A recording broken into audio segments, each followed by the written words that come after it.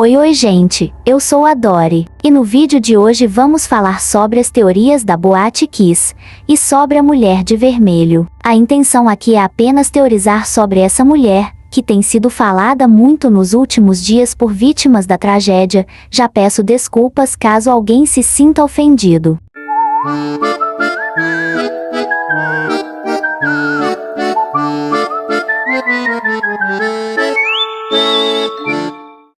Irei primeiramente resumir a tragédia da Boate Kiss para dar contexto à história. O incêndio na Boate Kiss foi uma tragédia que matou 242 pessoas e feriu 636 outras na Boate Kiss, que está localizada na cidade de Santa Maria, no estado brasileiro do Rio Grande do Sul.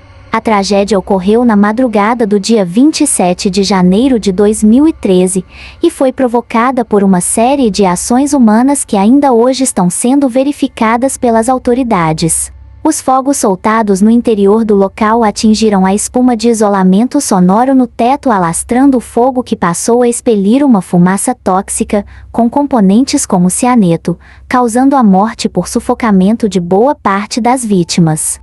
Além da fumaça e do fogo, a falta de ventilação no ambiente, sem saídas de emergência e extintores de incêndio vencidos também tornaram a fuga impossível, pois nada funcionava, e ainda teve uma queda de energia que deixou aquele lugar como um labirinto escuro. Com a escuridão, as pessoas começaram a ir em direção às únicas luzes que pareciam ser da saída de emergência, mas que infelizmente a luz iria direto para os banheiros da boate, tornando assim a maior parte dos jovens morrendo lá dentro por esmagamento. Nesse ano, uma plataforma lançou uma série baseada na história da boate, o que trouxe a volta da repercussão do caso e várias vítimas sobreviventes contando suas versões da tragédia. Com esses relatos dos sobreviventes, notaram-se que muitos diziam ver uma mulher usando roupas vermelhas na frente da boate, sinalizando para saírem, apontando o que seria a tão sonhada saída da boate.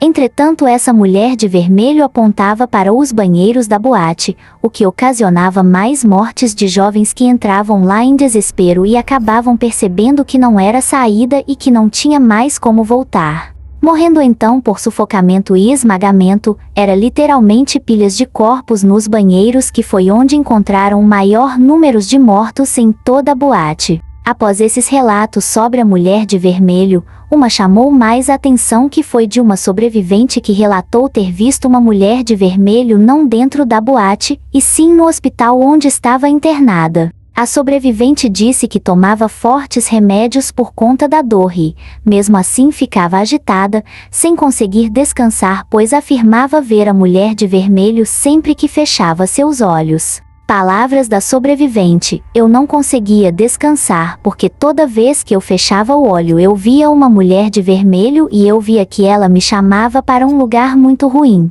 Então, eu não gostava de fechar meus olhos porque toda vez que eu fechava eu via essa mulher de vermelho me chamando e era uma energia muito ruim. Eu não queria descansar porque eu não queria ver a mulher de vermelho. Ela ainda completou dizendo: gente, isso é boato, eu não sei se é real porque eu não a vi lá. Diz que muita gente foi em direção ao banheiro e morreu no banheiro porque existiu uma mulher de vermelho chamando as pessoas para o banheiro dizendo que ali era a saída.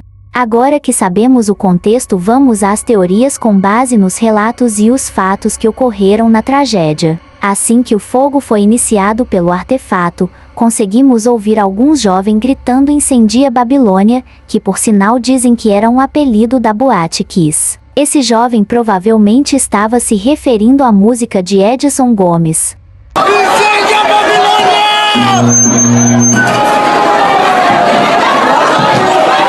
Foi, vamos embora.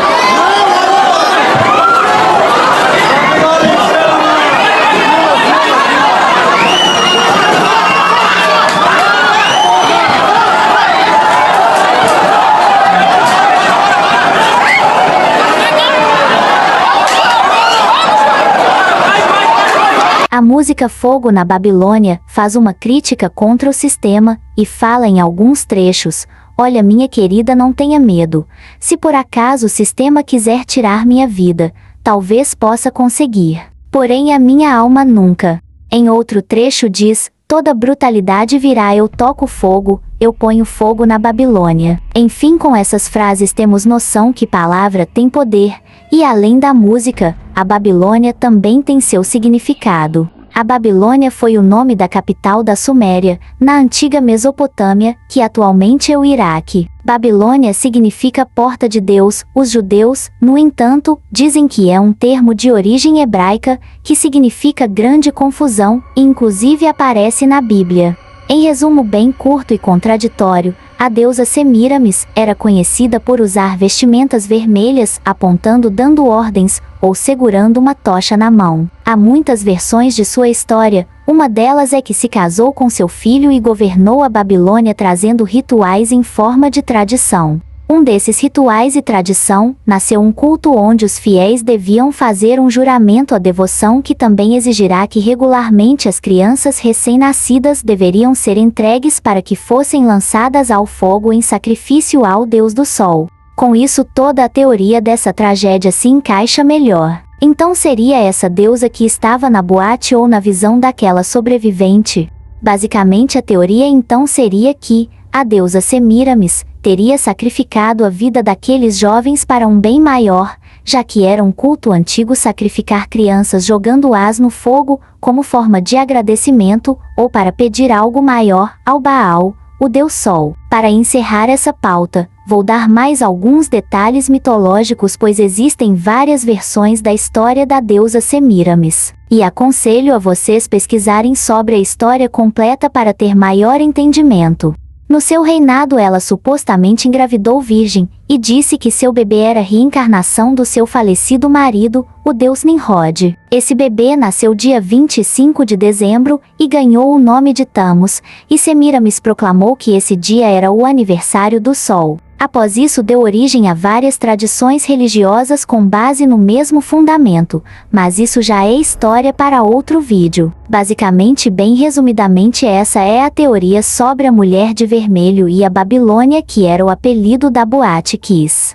Já a outra teoria bem mais vaga, de ser pela letra da música Fogo na Babilônia ter se tornado realidade, mesmo sendo uma linguagem figurativa e não literal, muitos dizem que palavras têm poder e acabou virando teoria em relação à tragédia também. Bom, essas teorias são bem vagas que podem ser contextualizadas com o fato ocorrido naquela boate. Se pesquisar dá para achar muita coisa que se encaixa em várias teorias. Isso não muda o fato de que essa tragédia foi totalmente culpa da mão do homem.